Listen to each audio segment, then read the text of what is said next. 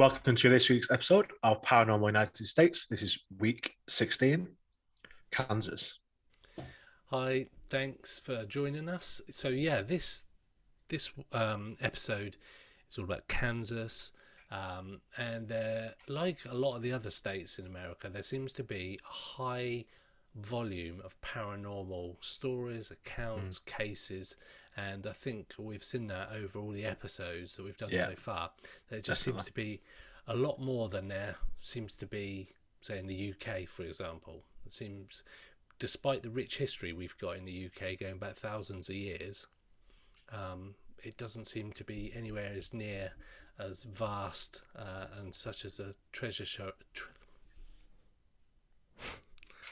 such a treasure trove of activity like it is in the States.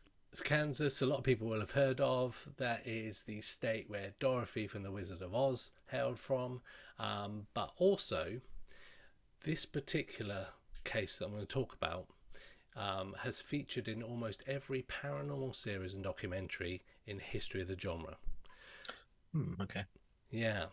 So, you may or may not have heard of the Sallie House. The Sallie House is considered one of the most, if not the most haunted house in America. That's quite a bold statement because we've spoken to a lot of places, a lot of people from a lot of places that claim to have had Yeah. the most haunted house, the most activity. So to throw itself up there is quite a big claim. So it's located in Atchison in Kansas at 508 North 2nd Street. The home's dark, mysterious history has both terrified and fascinated people around the globe. And if you're looking to add a bit of creepy to your day, this story will take the biscuit. Awesome. So Sallie Home has got reported hauntings, and the histories and myths at this location make it so famous or infamous, as you'll come to hear. So the Sallie House was built in the 1800s, and it's a 3-bedroom, 2-bathroom house. It's a 1,200 square foot residence. So a typical, say, 4-bedroom house in the UK, if you're listening from the UK, is around about 1,000 square foot, 1,100 square foot. So it's the size of a decent sized house in the UK, and it was originally built for Michael Finney and his family, who would live in the home off and on throughout generations until 1947.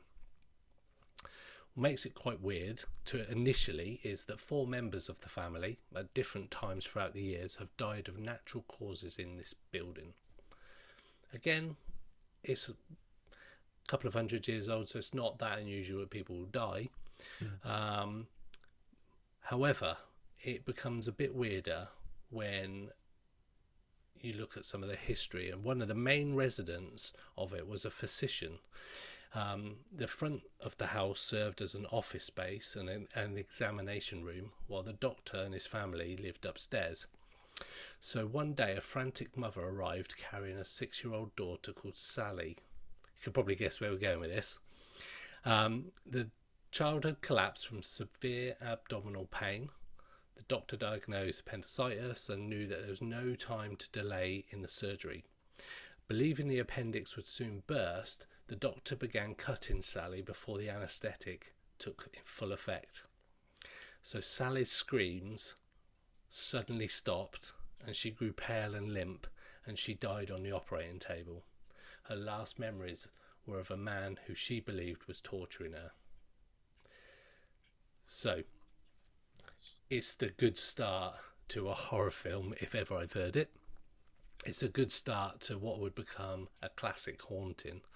But over the years, the property has had numerous owners, but none would be as memorable as the Pickmans. They were a young couple, purchased a home in the 90s, and soon afterwards they started reporting strange and sometimes violent occurrences in the home that were beyond explanation. In the present day, the home acts as a sort of attraction. You can go and stay overnight, you can go on haunted hunts, and paranormal investigation teams all go there as well.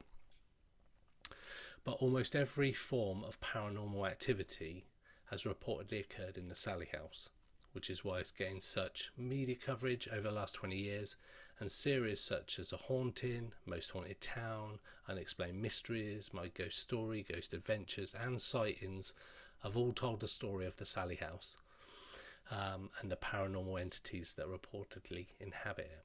So this is a freaky house. To get on all those programs, some weird shit has got gone Yeah, down.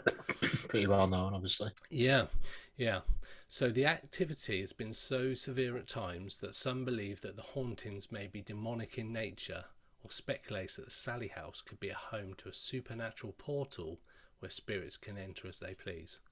Now, we love a good portal. We do. We do. And that's a seems to be something that occurs quite a lot when we start talking about the paranormal, UFOs, cryptids, Yeah. portals come up. So for it to come up in this story is quite a timely sort of piece of activity. Cool. So regardless of what the home harbours between its walls, one thing people do agree on is that there's some very odd things going on in this haunted house. People have reported seeing full-bodied apparitions, one of them being a young girl, mysteriously burning candles, and objects moving in thin air, while others have heard disembodied voices of women, men and children at night, as well as scratching on the walls and the sound of furniture being moved around. There have even been reports of physical attacks and possessions. So the activity seemed to start in the house around the month after the Pickmans moved in, and it was far milder than what was due to come. And when we speak about hauntings, paranormal activity, poltergeists, that kind of stuff, they all seem to start quite mild, scratching, noises. Yeah, and then builds up to more extreme stuff. So let me just show you a picture of the house in the background. Here we go. This is the Sallie House. Seems fairly unassuming. Typical kind of house in America. Sort of Yeah, they're quite big, like you say. Though. Yeah, decent sized house. So the Pickmans moved it in, and in the earlier days of their time in the house, a couple only recount small things occurring such as lights dimming, cold spots, toys playing on their own, and animals acting strangely. If that's mild, I don't even know why people stay in the houses, but there we go. So after the birth of their first son, the activity seemed to pick up a bit more, even keeping the baby awake at all hours. In fact, the couple discovered from a neighbour that the nursery lights remained on all throughout the night, even after the Pickmans switched them off so the baby could rest. Strange mould had even begun to form on various household items for unexplained reasons. They got the cold spots. That could be a reason for some of the mould, I would imagine. But so at one point, the couple even returned to their home to find that all the stuffed animals that Debbie Pickman had organised in the nursery were on the floor, forming a circle. And after a particularly scary evening, the couple decided to spend the night at a family member's house. But just as they were leaving, Tony Pickman, the dad, or the male of the house, began feeling a burning pain on his back, and it was later discovered that he had sustained 3 mysterious scratches down his back. Check these out. Wow. Yeah.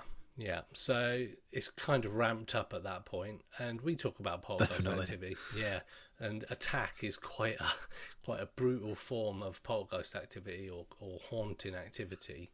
And it's usually a bit further down the line, but this seems to have happened quite early on in the days. Yeah, it looks painful as well. Yeah. So shortly after the attack, the Pickmans sought the help of a psychic medium who visited the home in order to get a better idea of what was taking place there. The medium's conclusion at the time was that the little girl, Sallie, was inhabiting the home and did much of her haunting to get attention from the family. Bearing in mind this was a girl that died on an operating theatre in the front of the house, and thought she was being tortured, so some weird shit going on. So upon the medium's advice, the couple tried their best to embrace Sallie as a sort of ghostly daughter, but as time passed, the activity and the attacks on Tony continued. In one instance, during their child's first birthday party at the home, a doll even caught a blaze. Finally done with living in constant fear, the Pickmans moved out of the home only 2 years after moving in. And in recent years, Debbie Pickman has admitted that she now believes Sallie was not the spirit of a lonely little girl, but rather a demon posing as an innocent child in order to gain the trust of the family. So, proper horrible stuff happened to them, so much so that they have to leave after Yeah. 2 years. So, events that have been witnessed by visitors to the Sallie House include video and investigative equipment that stopped working. That's quite a classic haunting issue. Yeah. Batteries that are full immediately and completely draining. Moving objects, unexplained scratches or bruising on the bodies during or after visits. Physical touches, mysterious coldness, and get this, trained guide dogs refusing to enter the nursery area of the house. So Wow. dogs do pick up on weird stuff. So awful stuff. So it's impossible to give a yes or no answer to whether or not there is spiritual activity in the house. It really comes down to what people believe. For skeptics, bumps in the night and apparitions may be nothing more than optical illusions and natural sounds within the house, which you have to take into consideration that some of the creaking sounds might just be the house moving and such like. However, they do ghost tours here. They also do sort of events. Loads of paranormal investigation teams do live Facebook lives and live streaming from the house, and it is quite a popular attraction for the paranormal enthusiasts, as it were. So yeah, that's our little taste of Kansas. This was the Sallie House, and thanks for joining us.